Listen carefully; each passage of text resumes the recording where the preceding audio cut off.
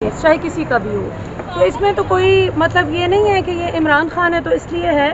اور ابھی ہم ویسے اسلام آباد ہائی کورٹ کے باہر کھڑے ہیں. یہ میں بات کا آغاز ذرا کرنا چاہوں گی اس پروپیگنڈا کو ایکسپوز کرتے ہوئے. آپ دیکھتے ہیں کہ ایک مخصوص سیاسی جماعت عمر عطا بندیال صاحب جو چیف جسٹس سپریم کورٹ ہیں ان کے حوالے سے عجیب و غریب قسم کے ٹرینڈز بھی چلاتی ہے اور کہتی ہے کہ یہ عمران خان بڑا لاڈلا ہے ان کا اور دیکھیں یہ نون لیگ مخالف ہے. سنا آپ سب نے بیانیہ؟ اب اس بیانیے کو میں آج جلدی سے ذرا ایکسپوز کروں کہ جب جب ان کو فائدہ ہوتا ہے. آپ کو پتہ ہے آج عمران خان اگر حکومت سے باہر ہیں, اقتدار سے باہر ہیں, تو وہ کس وجہ سے کہ چیف جسٹس عمر عطا بندیال صاحب نے ڈپٹی اسپیکر قاسم سوری کی رولنگ کو اڑایا تھا, جس وجہ سے پی ٹی آئی گورنمنٹ ختم ہوئی تھی اور شہباز شریف اس دن وزیر اعظم بن گئے تھے جس دن ان پر فرد جرم عائد ہونی تھی, ان کی انڈائٹمنٹ ہونی تھی. پھر اسی طرح NA-75 ڈسکا لے لیں. اس الیکشن کا ری پول صرف 14 پولنگ اسٹیشنز کا مانگا تھا نون لیگ نے, لیکن بندیال صاحب نے پورے حلقے کا ری پول دے دیا تھا. اسی طرح سینٹ الیکشن میں شو آف ہینڈز کے ذریعے جو عمران خان کہتے تھے کہ اوپن بیلٹنگ ہونی چاہیے, لیکن نون لیگ اور پیپلز پارٹی نے کہا کہ نہیں, سیکرٹ بیلٹنگ ہونی چاہیے. تو عمران خان کی مرضی کے خلاف پیپلز پارٹی اور نون لیگ کی مرضی کے مطابق فیصلہ آیا تھا. تو یہ کوئی نہ کہے کہ بندیال صاحب جو ہیں وہ عمران خان ان کا لاڈلا ہے.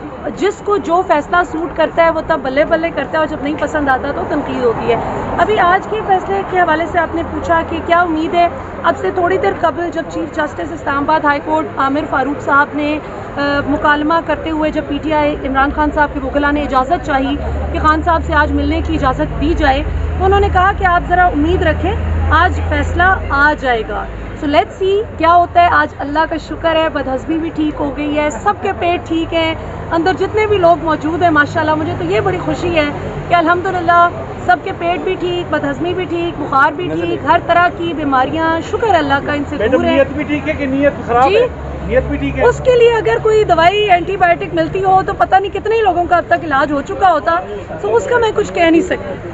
عامر فاروق کے حوالے سے بھی تحریک انصاف کافی ریزرویشن شو کرے تحفظات, تو کیا آپ نہیں سمجھتے کہ عمر عطا بندیال کی طرح یہ بھی پروپیگنڈا؟ ہاں دیکھیں, میں یہ سمجھتی ہوں کہ کوئی بھی جج صاحب ہوں ان کے آپ فیصلوں سے ڈس ایگری یا اگری کر سکتے ہیں, لیکن کسی بھی جج کی ذات کو نشانہ نہیں بنانا چاہیے, چاہے کوئی بھی سیاسی جماعت بنائے.